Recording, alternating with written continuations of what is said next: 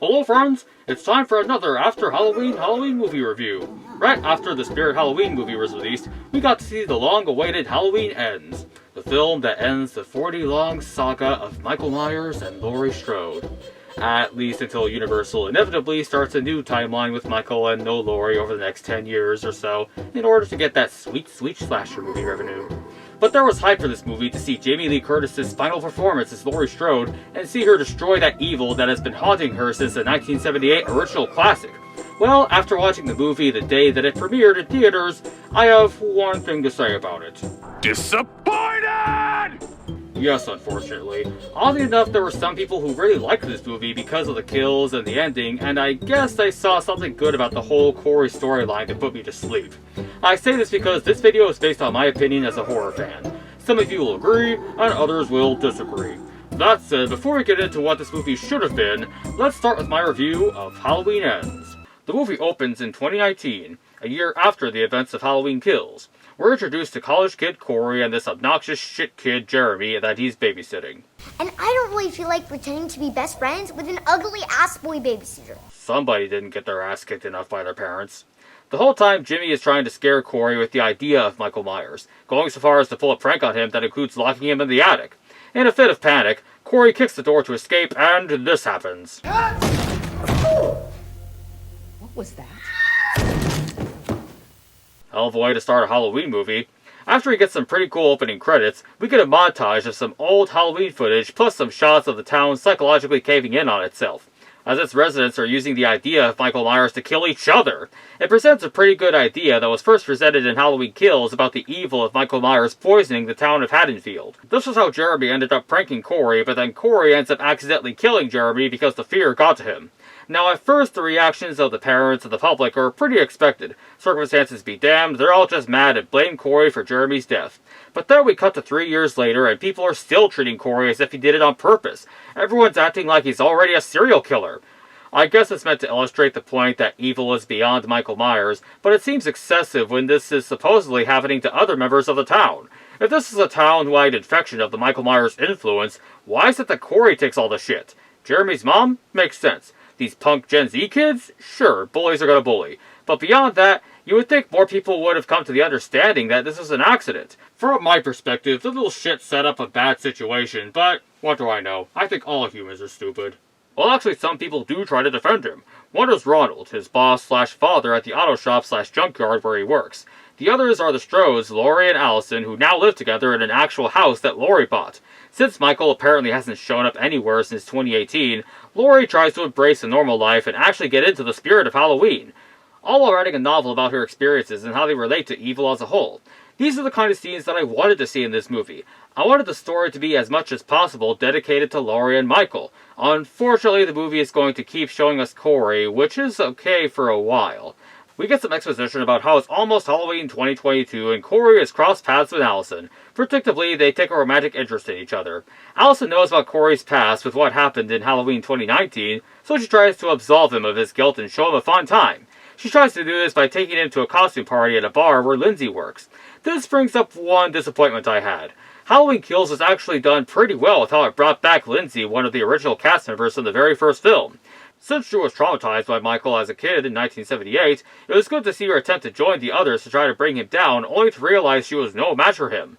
Since she survived Halloween Kills, though, I thought she would get to go in on the final battle against Michael in this movie, but all she does is tend to her bar. She's really just kind of there in this movie. Well, at this bar, Jeremy's mom happens to be there as well, and of course she can't help but lash out at Corey because how dare he have any fun after the accident.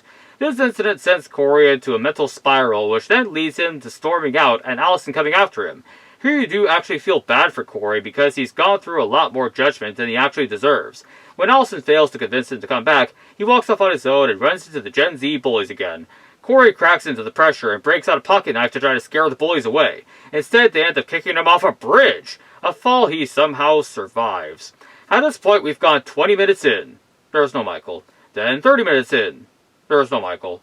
Corey wanders into the sewers, which brings us to the 40-minute mark. Still no Michael. Oh, there he is! Poor Corey looks like he's about to be victim number 1 of this movie.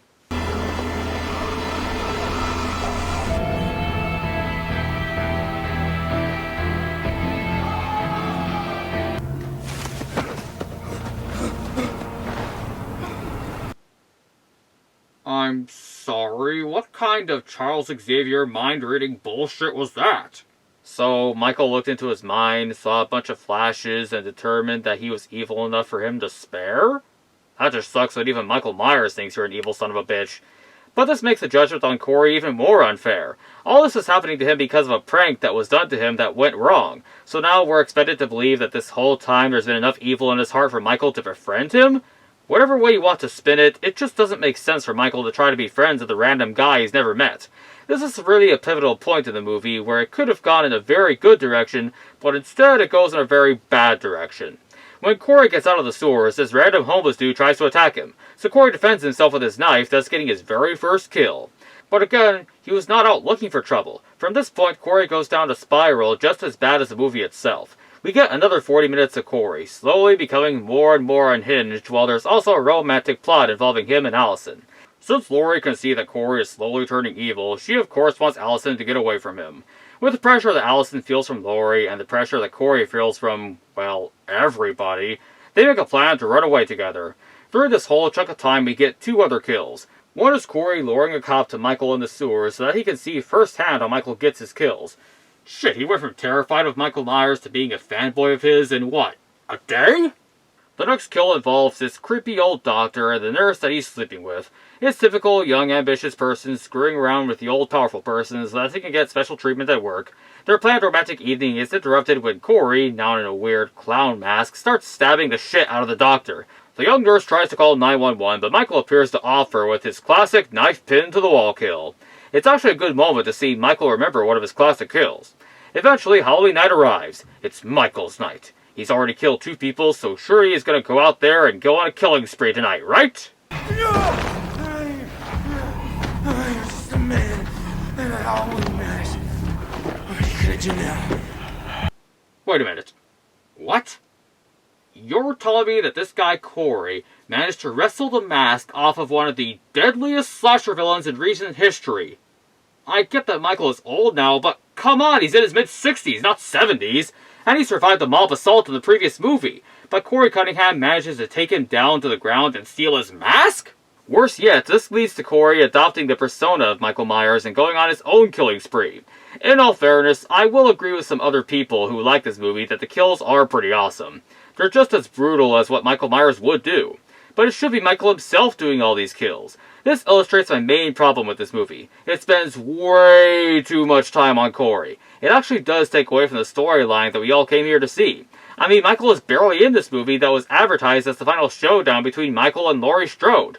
Look, I understand what all the people giving positive reviews of this movie are talking about. It explores the themes of how a person can be turned evil by society. Fine. It explores how evil goes beyond just one person and it can take many forms. These are themes and ideas that could work well in its own movie. But this is the wrong movie to try to force that in. But before I get off track, let's get to the end of this. Corey eventually makes the mistake of coming after Laurie since she tried to break up him and Allison. Laurie does a badass bait and switch move to trick him into walking right into her gun. It's pretty clear at this point that Corey is lost, but instead of taking his L and going to jail, he decides to try to get Laurie in trouble by killing himself. At first, this whole thing actually ends up working, because Allison walks in at the very wrong time and just sees the corpse down there underneath Laurie and her gun. So of course she storms out and Laurie goes to the kitchen and has a good cry. Oh, but it's not over yet. The real boogeyman appears to reclaim his mask and finish off the pretender to his throne. It's pretty bad that in the beginning of this movie I felt bad for Corey, but once Michael offed him, I thought it was a very satisfying kill. This is what you get for wasting the audience's time! Now that Corey's actually dead, the movie gets right on track where it should have been all along. The epic final battle between the boogeyman and the ultimate Scream Queen.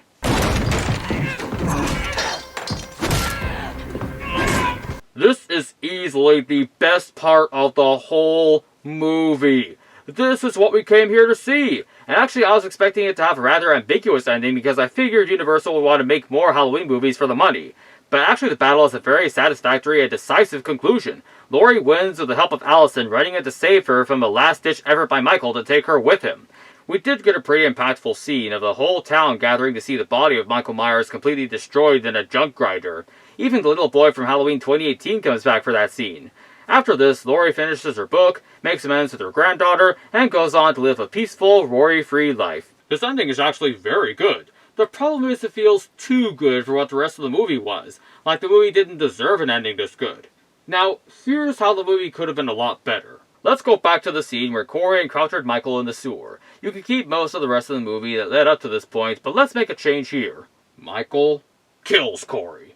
This means Corey has accidentally awakened Michael from his 4-year hibernation. After this, Michael would kill a few people in the nights leading up to Halloween, but the town will try to blame Corey for it since of course he would be missing. From here, you could have compelling dialogue scenes about Corey and about Michael and about Laurie. Maybe even a scene where Michael returns to his old home only to see that it has been demolished, which pisses him off even more. You can still keep the theme of the town screwing up because their pressure on Corey led to their true boogeyman returning to cause real chaos in their town again. The town doomed itself. Then Halloween can arrive and Michael can kill all the characters that we want to see get killed, and then some other ones just to get back into his old groove and have that brutal radio DJ kill. Word would spread that Michael is the one behind all the killings at night. Laurie would of course catch word of this and prepare for his arrival. Michael could show up to tie up a loose end, kill the one person who kept escaping his grasp, and manage to outsmart him in Halloween 2018. Then we would get that epic showdown between the two characters. If the film had done that, it still could have been the perfect Halloween conclusion that we deserved. Unfortunately, Hollywood doesn't pay me to be a writer. Yet. So, this was the film we got. A film with a decent beginning, a great ending, but a terrible middle. If you haven't seen it yet, I'd advise you not to spend any money to see this in theaters. Instead, it's available on Peacock right now for you to watch up until December 14th. So just watch it there if you're interested. If you like this review, then check out some of our previous reviews of Halloween movies, such as Hocus Pocus 2, which also came out this year, and Halloween 2018. Goodbye, friends!